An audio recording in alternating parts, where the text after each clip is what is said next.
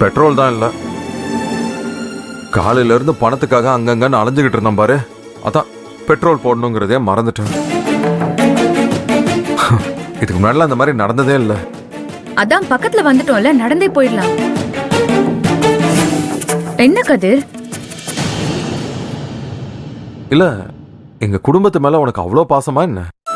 என்ன கதிர் இப்படி கேட்டுட்டீங்க? இது என்னோட தாத்தா பாட்டி குடும்பம். நீங்க என் ரத்த பந்தம். உங்க மேலலாம் பாசம் இல்லாம எப்படி போகும்? நடந்த உண்மை தெரியாம அப்பாவை தப்பா புரிஞ்சிட்டு இருக்கீங்க. எனக்கு அந்த உண்மை தெரிஞ்சு சொல்ல முடியாத நிலைமையில இருக்கேன். ஆனா இப்பவும் நம்ம ரெண்டு குடும்பத்தையும் எப்படியாவது ஒண்ணு சேர்த்துடணும்னு தான் நான் போராடிட்டு இருக்கேன். என்ன, நான் கேட்டதுக்கு பதிலே காணோம்.